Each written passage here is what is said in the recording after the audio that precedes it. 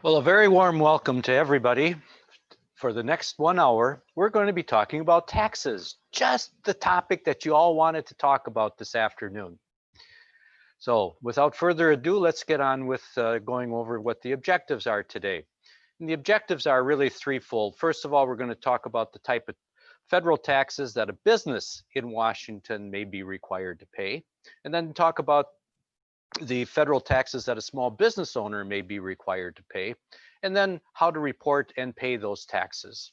And we're going to um, finish up here at about in 45 minutes and open it up for questions afterwards. A little bit about your presenter here today. What you see at the bottom of this slide is what I did in my previous life before I retired about 10 years ago.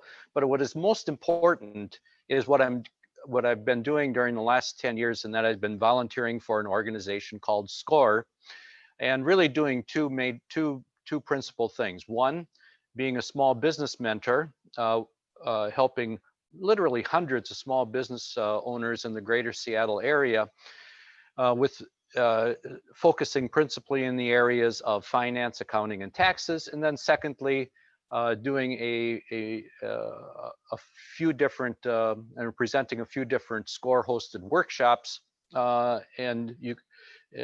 every month.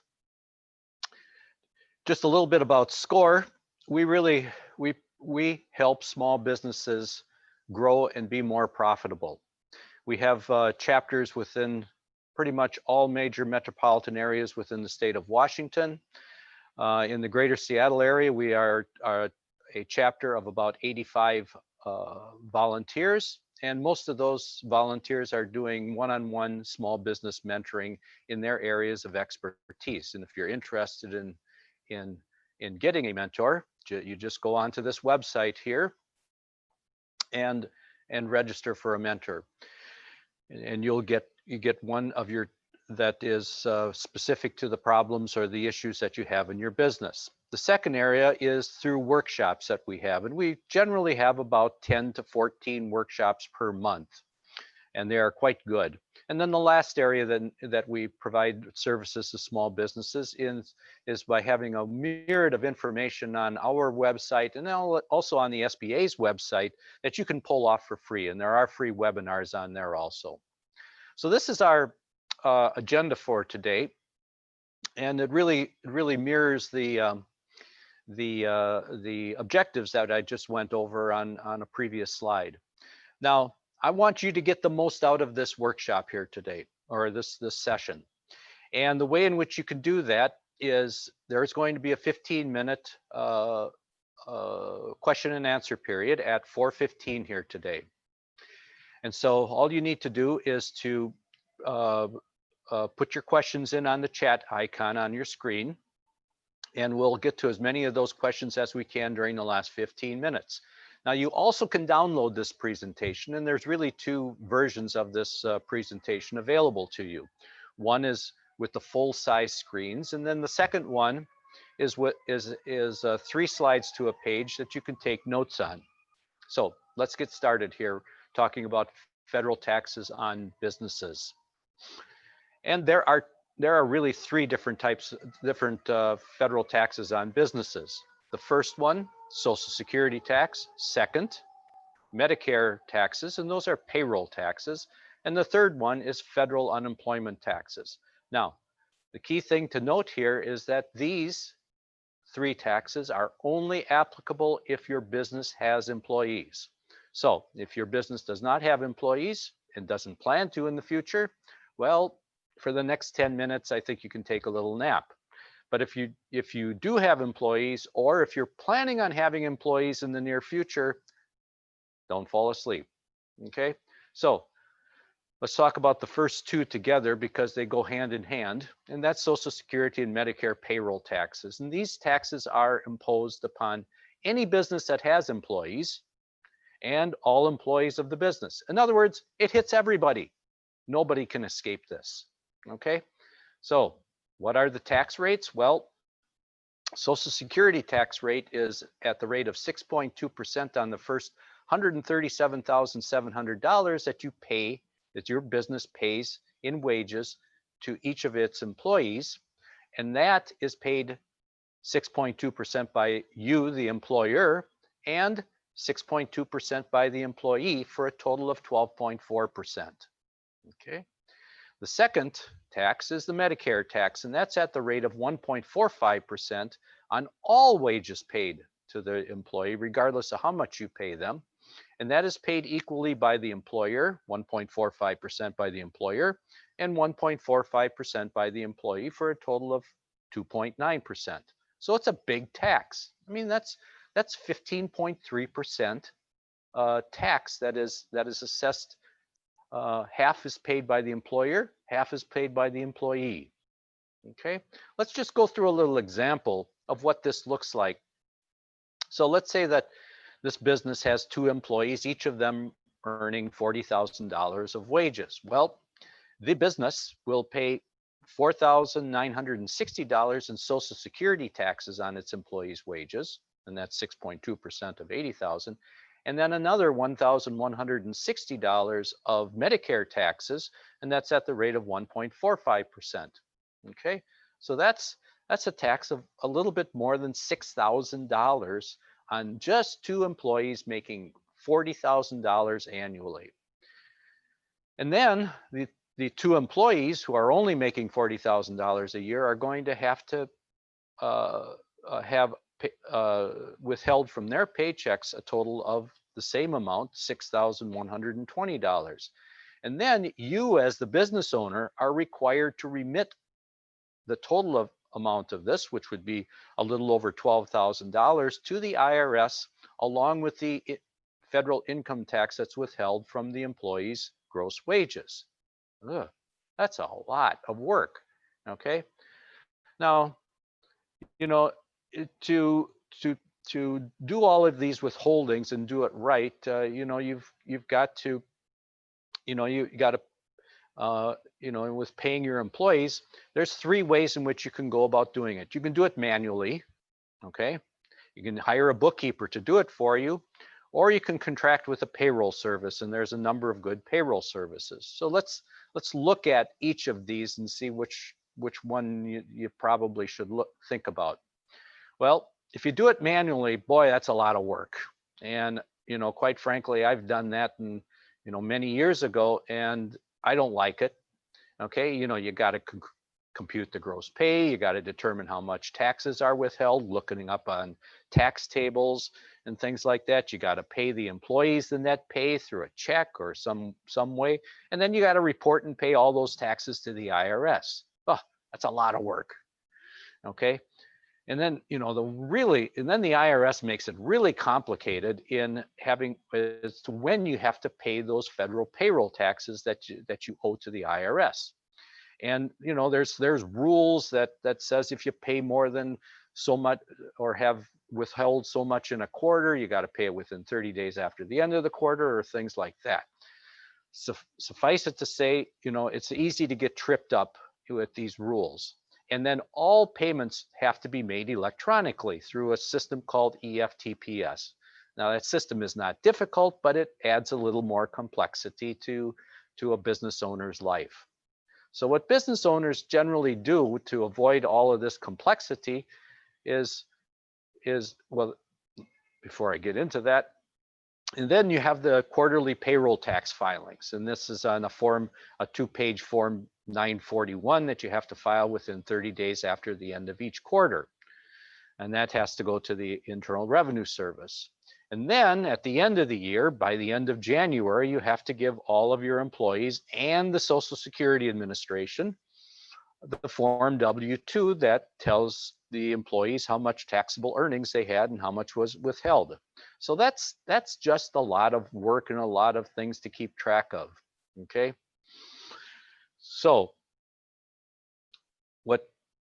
one of the alternatives in doing it, instead of doing it yourself, you can hire a bookkeeper to do your payroll. And that's a very good way of doing it.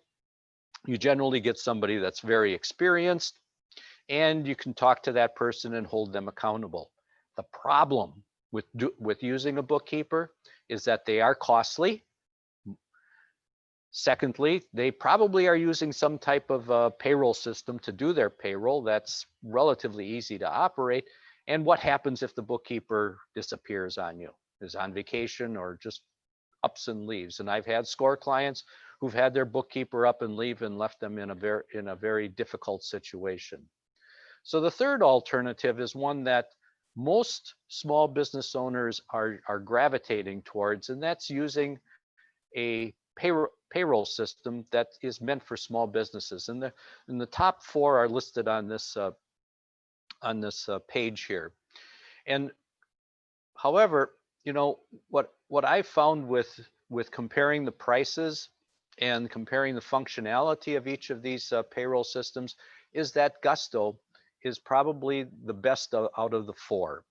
And it's easy to use, keeps you as a business owner in compliance with all federal, state, and local laws, and it's very competitive in their pricing. In other words, of the four, it is the lowest in the pricing. Okay, it has very good features to it. It can pretty much handle anything that you throw at it, and I've helped probably 70 SCORE clients get onto Gusto, and I've never run into a situation where they were not able to do what they wanted to do on the system. And what's really nice is it's all electronic, no paper.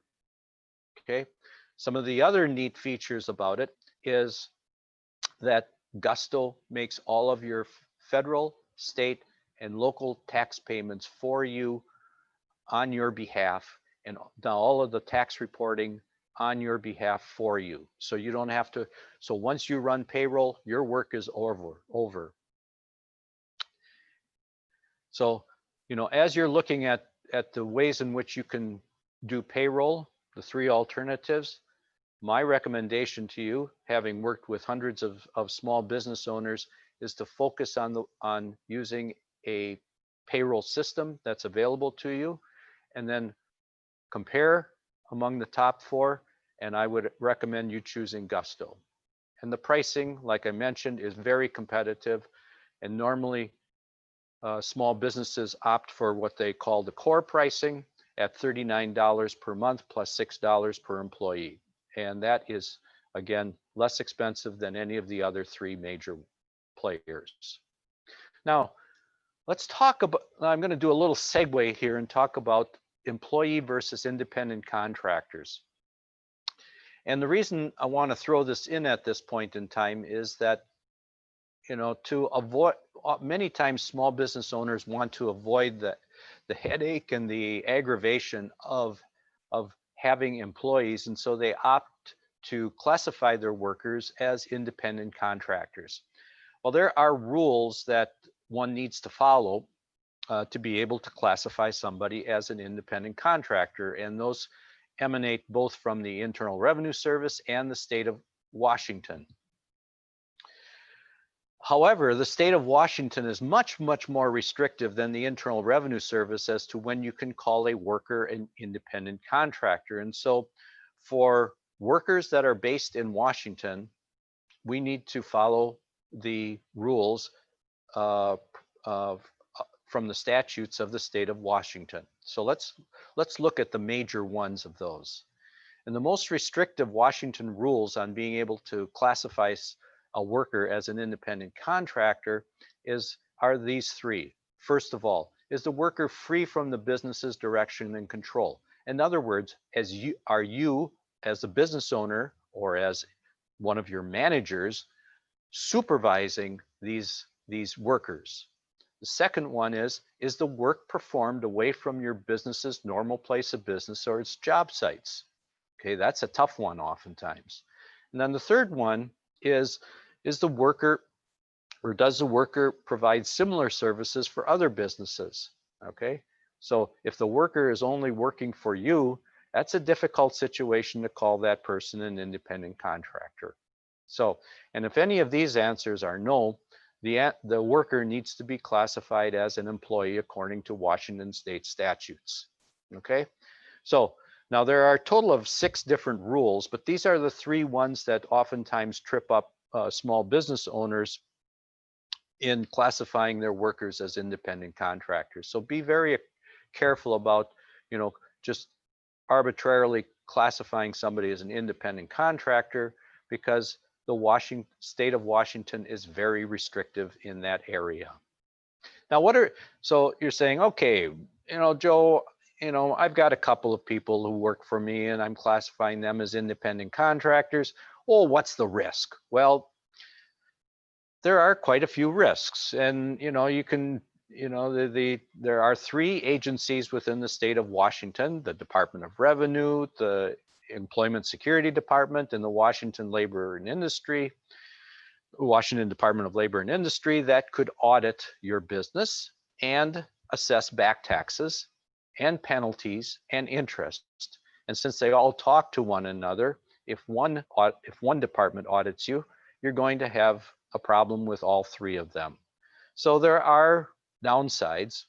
And then worst of all, if for some reason that gets communicated to the Internal Revenue Service, you could be facing back taxes for Social Security and Medicare taxes that should have been paid. So there's a fair amount of risk for non-compliance. So the important thing here is be aware of, make intelligent decisions as to how to classify your workers between independent contractors and employees. Okay, so let's talk about the third federal tax in the event that you have employees. And this is one that is a very small tax, but still a tax that you have to worry about. And that is federal unemployment taxes. And that's at the rate of 0.6% on the first $7,000 that you pay to each employee per year. And that's $42 per employee per year. And that's paid by the employer. Now, in the event that you as a business owner are classified as an employee, and if in the event that your business has elected S corporation status with the Internal Revenue Service, you as a business owner are an employee. And in that case, your rate is not 0.6% on the first $7,000 that you pay yourself from your business, but it's at the rate of 6%.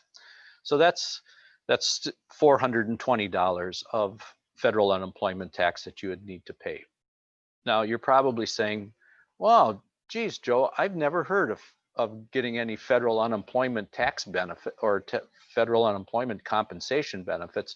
Well, in effect, this federal unemployment tax actually finances a part of the state unemployment tax. So you'll never get any benefits directly for unemployment directly from the federal government.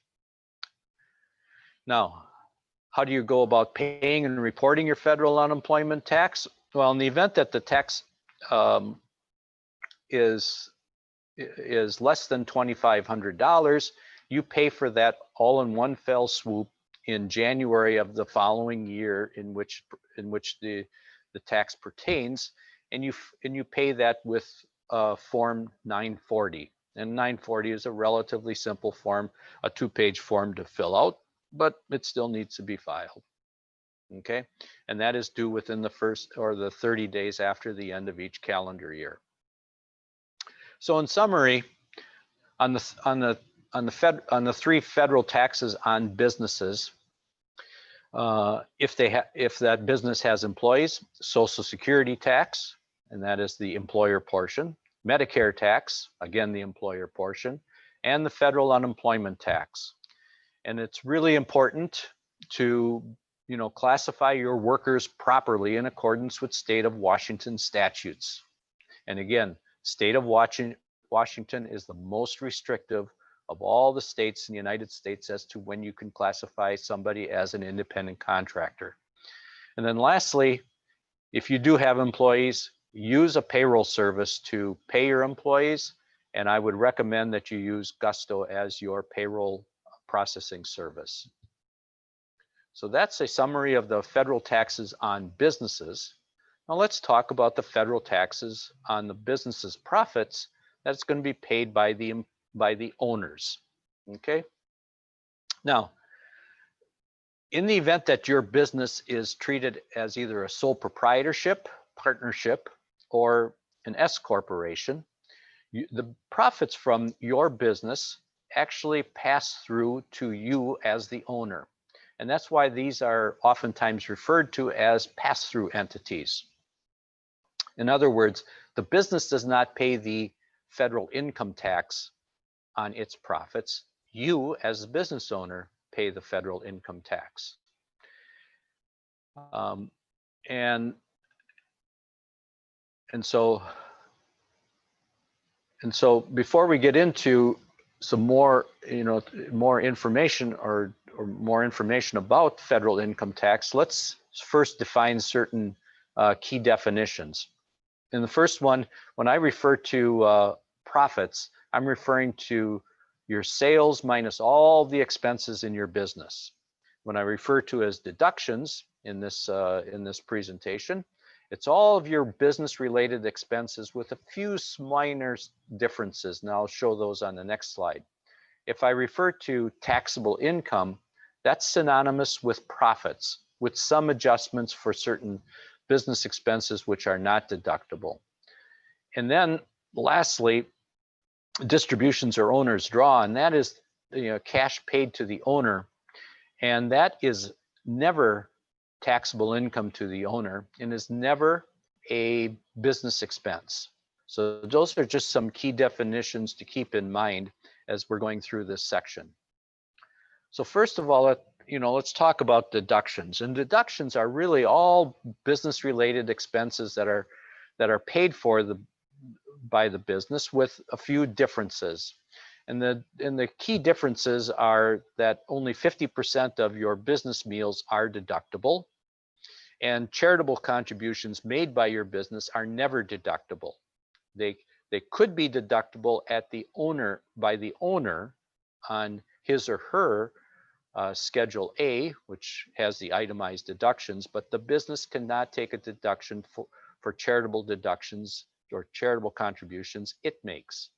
Some additions to the deductions are depreciation on the purchases of equipment that's used in the business that costs more than $2,500. Now, any equipment that you purchase less than $2,500, you can deduct as a business-related expense in its entirety.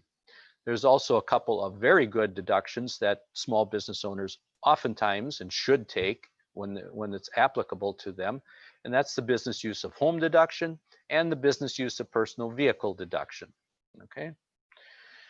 Now, oftentimes I get questions like, how about clothing when for going to work, and well, how about health clubs and things like that? Well, those personal meals, clothing, health clubs, personal care are never deductions of the business. Okay.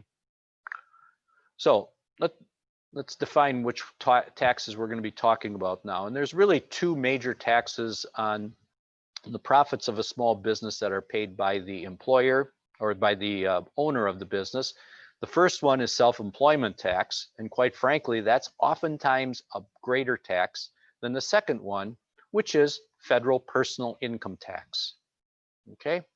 Now, federal self-employment tax is assessed on all owners of a business that when the business is treated as either a sole proprietorship or a partnership. Okay. Now, the federal self-employment tax rate is at the rate of 15.3% on the first $137,700 of business's profits. Ouch, that's a huge amount. When you multiply 15.3% times 100, if your business has profits of $137,700, that's, over $18,000. That's a lot of money to pay. And then if you have profits in excess of $137,700, the tax rate goes down from 15.3% down to 2.9%.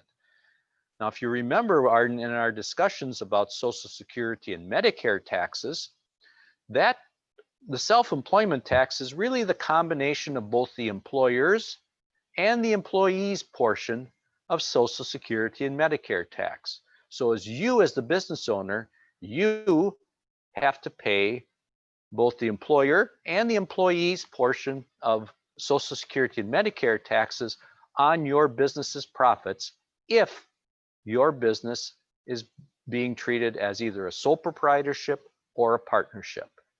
Okay, so let's go through a little example of how this works. Let's say that this business has profits of $80,000 and the business owner works full-time in the business. Bob Long, is going to have to pay $12,240 of self-employment tax. Ouch, that's a big amount.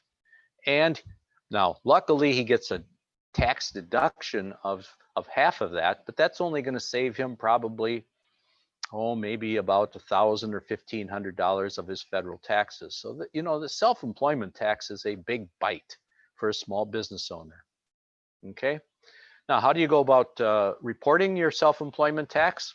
Well, it's computed on a schedule called Schedule SE that you attach to your Form 1040. Okay. Now, before you can complete that, you have to complete what's called Schedule C if your business is a sole proprietorship, or if your business is a partnership, that business has to complete its Form 1065, which is the annual tax return for that business, and provide the Schedule K1s for the partnership to each of the partners. Okay, so now let's get into what precedes this Schedule SE. So when you're reporting your business's profits to the IRS, there are different forms depending upon the type of business or business that you have. If your business is a sole proprietorship, you have to report that your income and expenses on Schedule C. Partnership, Form 1065, or an S corporation, 1120S. Now we're going to focus on Schedule C for the next few slides. So this is the flow in which your tax return has to be prepared, your Form 1040, in the event your business is treated as a sole proprietorship. First, you complete Schedule C, which lists out all of your income and expenses and comes down with your business's net profit. Then you transfer that profit to what's called Schedule 1. And then you take that information from Schedule 1 and transfer it to the page 1 of Form 1040. And that gets included in the calculation of your federal income taxes. Now then, how do you compute those federal income taxes? You go through a process very similar to this. And I'm not going to get into all the details here, but suffice it to say that, if you are a married couple, you have to combine both your business's income and your spouse's income, whether it be from wages or from his or her business, and any other taxable income that you have. Deduct off your 1/2 of self-employment tax, or your standard deduction, and also your qualified business income to arrive at your taxable income. And in this case, about $96,000. And the federal tax on that is about $12,700. Now, how did we compute that $12,700? Well, it's based upon these tax tables. Okay, and these tax tables are the same ones adjusted for inflation since 2018. So on that second previous slide, we had the taxable income of the $95,000 or almost $96,000 in the income tax of about a little less than $13,000, and it was really calculated based upon this. So we take the first $19,750 and we tax that, and that gets taxed at 10%. The next $60,500 is taxed at 12%, and then the last $15,707 of that taxable income is taxed at 22%, and that's called graduated income tax rates. So then we throw on the self-employment tax that we computed previously of the $9,486, and so this couple is going to pay a little bit more than $22,000 of federal taxes, the combined federal income tax and federal self-employment tax. Now, how do you go about paying those federal taxes? Well, there's really three options.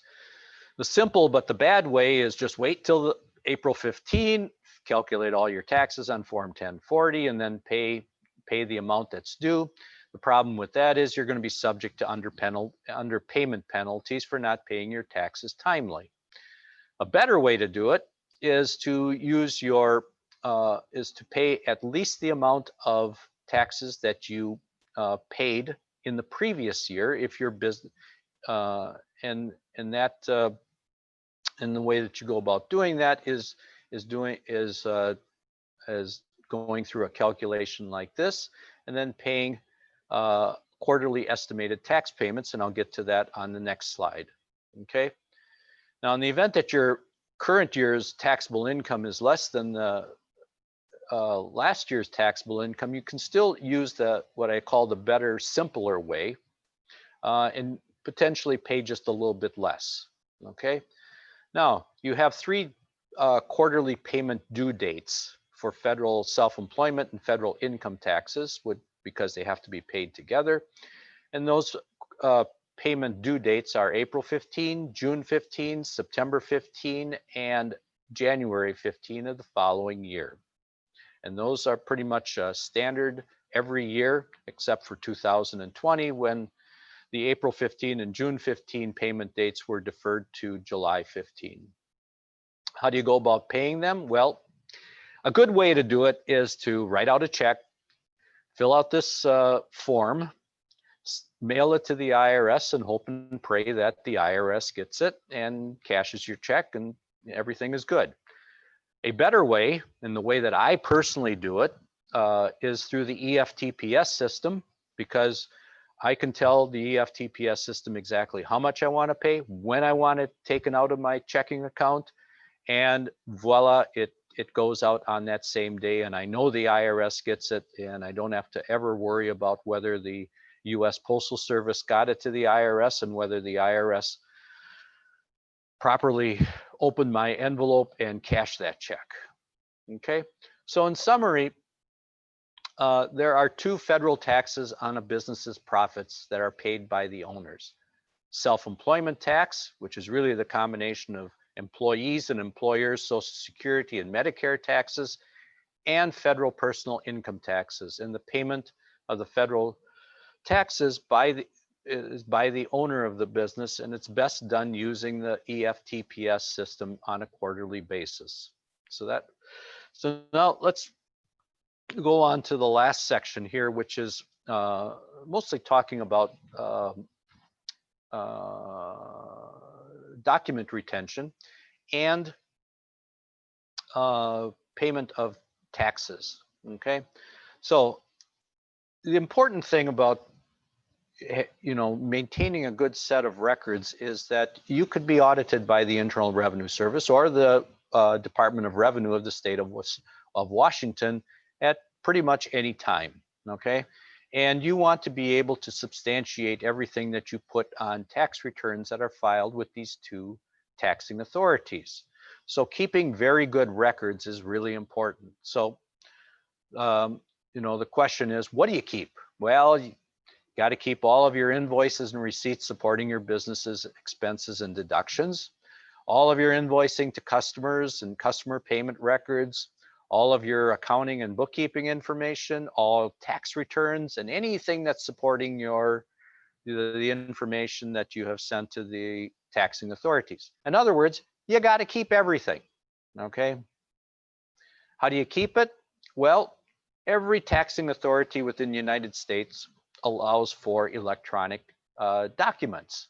So you can keep all your documents electronically, or you can keep them on paper, or you can do a combination of both. And I recommend, regardless of whether you keep them electronically or on paper, that you file them by month. In other words, you create a folder for each month, because that's oftentimes the easiest way to refer back to your documentation of your transactions, is when you have them filed by month.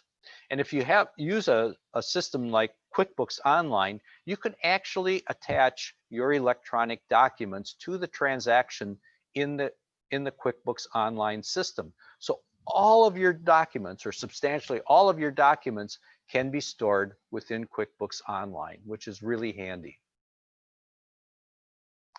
Now, Once you've saved all these documents, how long should you keep them? Well, my recommendation is that you keep them 7 years from the date the related income tax return is filed. In other words, you'll be filing your tax return for 2020 or 2020 in 2021.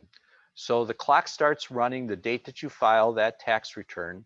And so you can destroy your records for the year 2020 on the date that you filed the tax return in 2028. Now you're probably saying, Joe, I heard the statute of limitations was 3 years. Well, it is 3 years, but the IRS can invoke a 7-year statute of limitation at its leisure when it feels that you have grossly underreported your revenue from your business. So my recommendation, keep your records for 7 years, just to be on the safe side. And then for federal income tax returns, my recommendation is keep them indefinitely. Now, oftentimes, it's really surprising, but, only about 18% of Americans pay the right amount of taxes on an annual basis. And over 80% pay more taxes than what they have to. So, you should be part of a minority of people who pay just the right amount of taxes. And please use all legal means to save and defer taxes. And and having somebody you can lean on to get competent advice when you have a question is really important, so that you only pay the amount of taxes that you need to.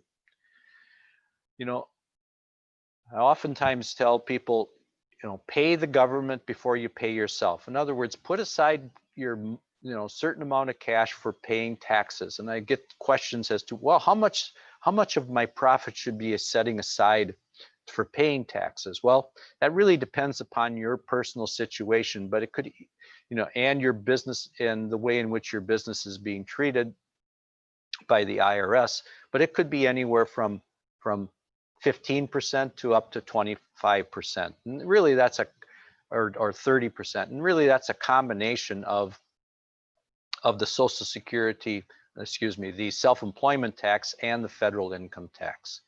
And lastly, pay all your taxes when they're due, and make sure you're fully paid up by the date of the due date of the return, so that you're not using the IRS or the Washington Department of Revenue as a lender.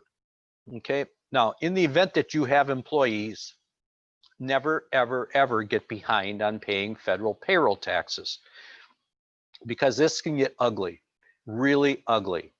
And the reason it can get ugly is because the IRS can get really mean on assessing penalties. In other words, and they can assess a penalty of 100% of the amount of federal payroll taxes that you failed to pay on time.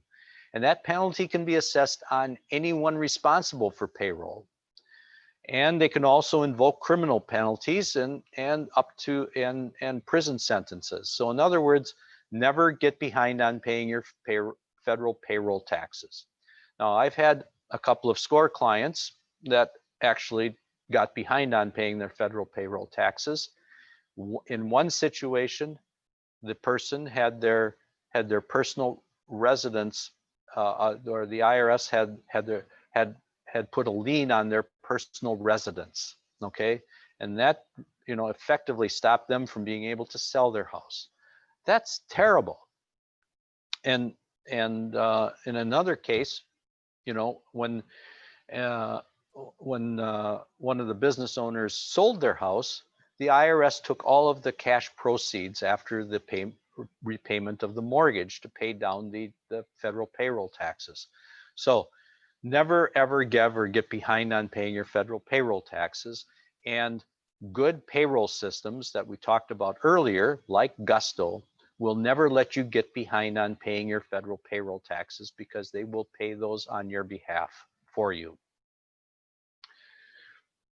So please use the chat icon on your screen to write out any questions that you'd like answered.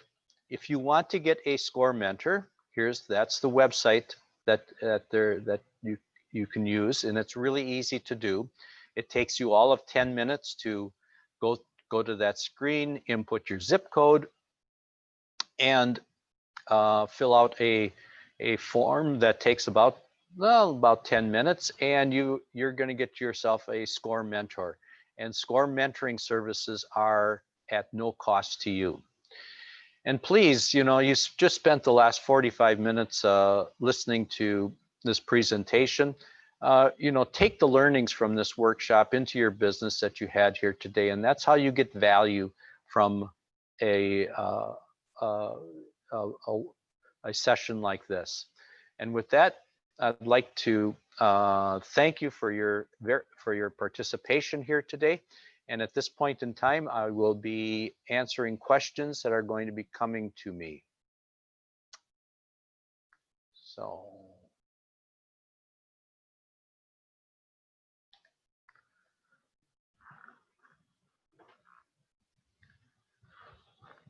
the first question that I have here is on the taxation that for LLCs that elect to be taxed as a C corporation.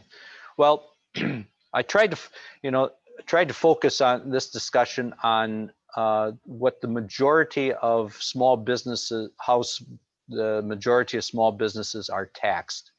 And now in the event that a business is being taxed as a C corporation, in that case, the business itself pays the federal income tax, and the federal income tax rate for the profits of a C corporation are at the rate of 21%, and that starts at the first dollar that of profits that the business has.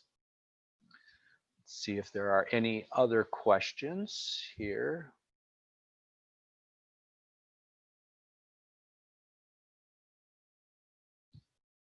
Have a question on deductions. So the way in which, when I get questions about what are legitimate deductions of a business, I tell people, if the expense is related to your operation of the business, it is a legitimate deduction. Okay. And I mentioned a few of those on one slide that that if they relate to you personally, they are generally never deductible. And things like health clubs, gyms, and clothing and the likes. So pretty much anything that that pertains to your business that is a business expense is a legitimate deduction on your business's tax return.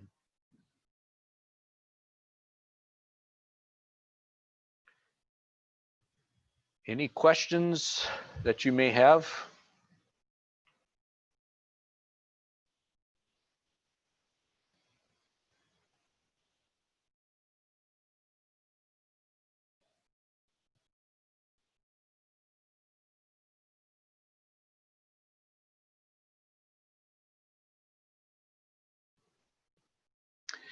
Well, here's one question on S corporation. Now, I didn't touch anything on S corporation, and S corporation is a certain status that a business can elect into by filling out a certain form that's called Form 2553 with and filing that with the Internal Revenue Service. And once a business elects S corporation, they can then the owner of that business is an employee of the business, and usually businesses elect S corporation status to minimize the amount of Social Security and Medicare tax or self-employment tax that is paid by the business owner. But what I found in working with small businesses and doing an economic analysis of when this becomes economically justifiable, it's really the business has to have about $50,000 of profits before it becomes interesting for a business to elect S corporation status. So So I have a question here on, can a business owner use consulting income to fund the research and development of a product without being classified as a personal services corporation? And now,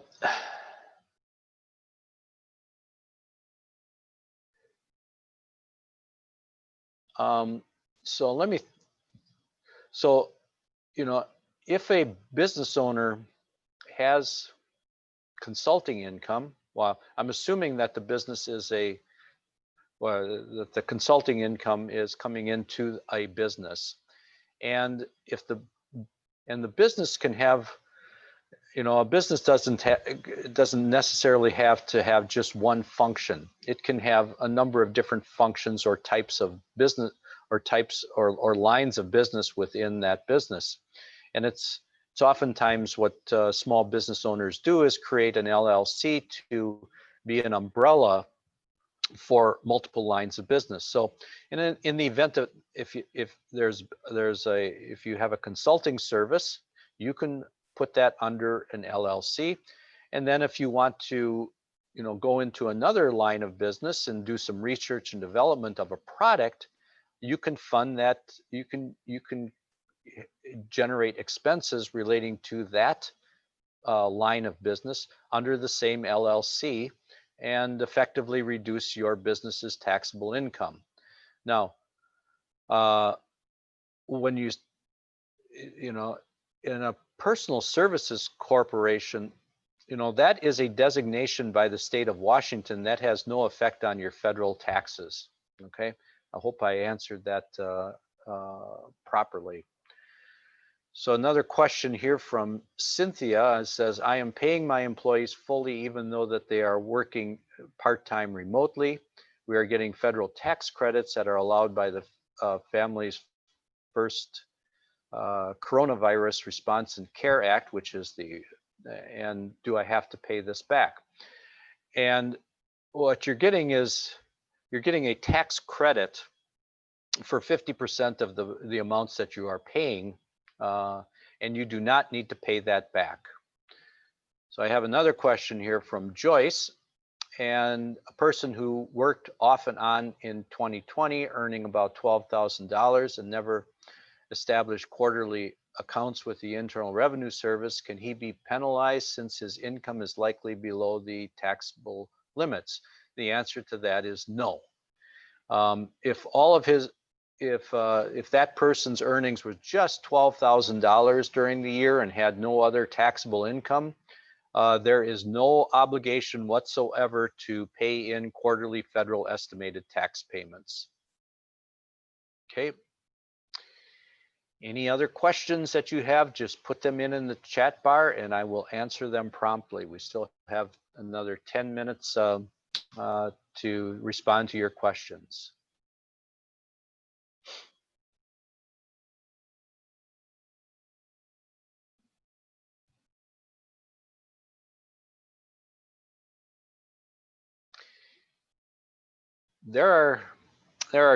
I'm going to do a little advertising here for SCORE workshops, since there's a little bit of a lull in receiving the questions. I present two very good workshops that are hosted by SCORE on a monthly basis. One is Tax Essentials for New and Existing Business Owners, which we go through all of the federal, state, and local taxes that a business and business owner could be susceptible to for a business that is in the state of Washington. And that is a 2.5-hour workshop that I do once per month. And then the other workshop, which is more for already established businesses and business owners, which is tax saving strategies for small businesses. And in that workshop, which is a 3-hour workshop, I present it monthly. That we go over the top 10 tax saving strategies that small businesses oftentimes use in order to reduce or defer their taxes. Okay, and I think another question has come in.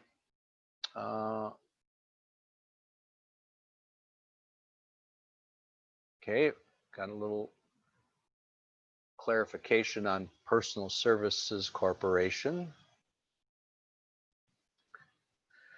Any other questions that you may have?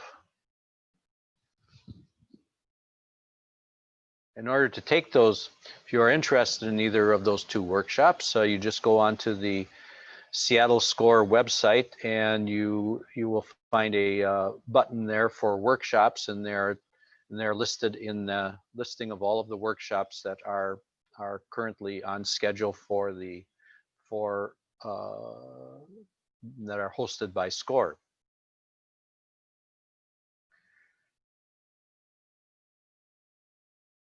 So I have a question here. I am personally interested in learning about people who are usually W-2 employees but shifted to self-employed due to COVID. Well, that's a situation I think quite a few people have in 2020. And in that particular case, anytime that you move to self-employed, you're actually forming a business.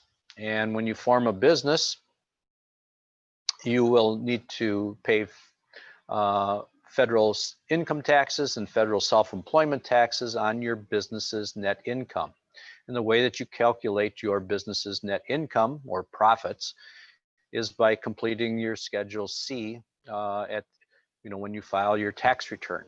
Okay, so in the event that you have both W-2 earnings and self-employment tax or self-employment income, you will have two different streams of taxable income during the year.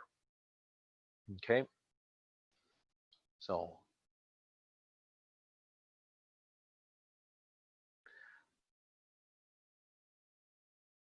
a question here is an LLC entitled to contribute to a solo 401k plan from the profits of the business, even though it has no employees who take compensation? The answer to that is absolutely yes. At a minimum, there is the owner of the business, and that business can make a contribution to a number of different retirement plans, whether it be a solo 401k plan, what's called a simplified employee pension plan or SEP plan, or a simple IRA plan. So there are a number of different types of tax qualified retirement plans that an LLC or the owner of an LLC can contribute and get a tax deduction for those contributions. Okay.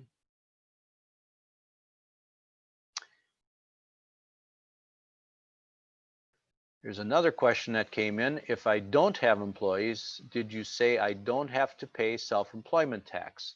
The answer to that is you as a business owner are the one who pays self-employment tax, not and that is based upon your business's profits, and that is at the rate of 15.3%.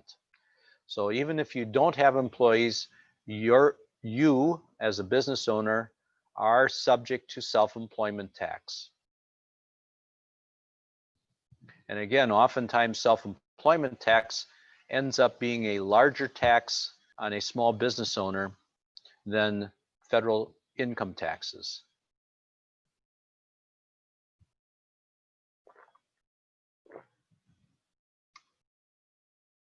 Any other questions that you may have? Have another 5 minutes here before the end of our time here together.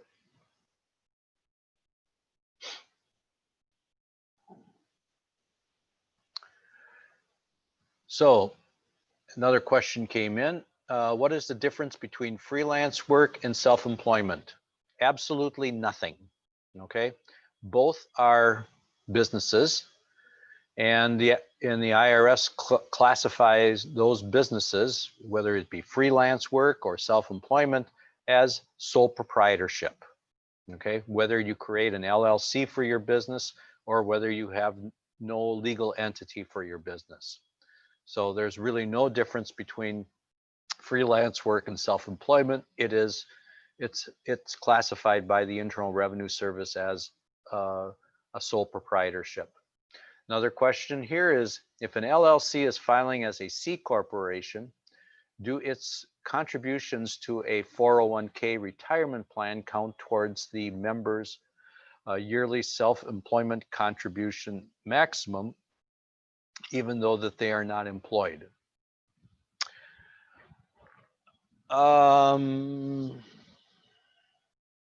The answer to that is absolutely yes.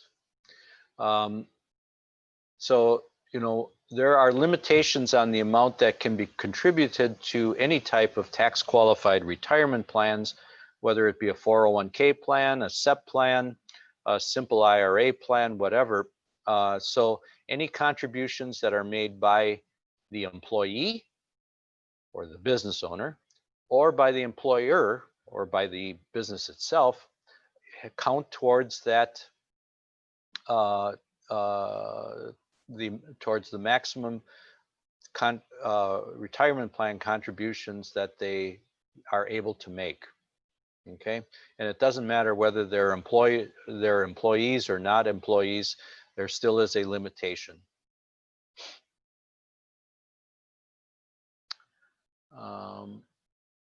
So I got a question here on when is the next monthly tax class? Can you tell us the date and how we can sign up for that, especially for new business owners? If my memory serves me right, that date is it is next week, and I believe it is either on the 17th or 18th of November, but it is next week. And how do you go about signing up for it? You can download the slides for this presentation. On one of the first slides, when I described the services that SCORE provides, there was a website there under the discussion or the description of the workshops that will take you to the Seattle SCORE website page that has a list of all of the workshops that SCORE Greater Seattle hosts. And you will see the two that I will be presenting next week listed there on that first page.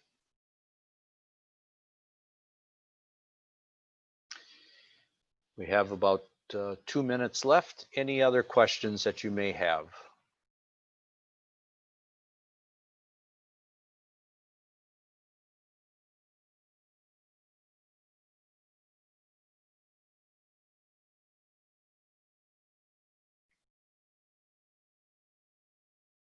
Any questions?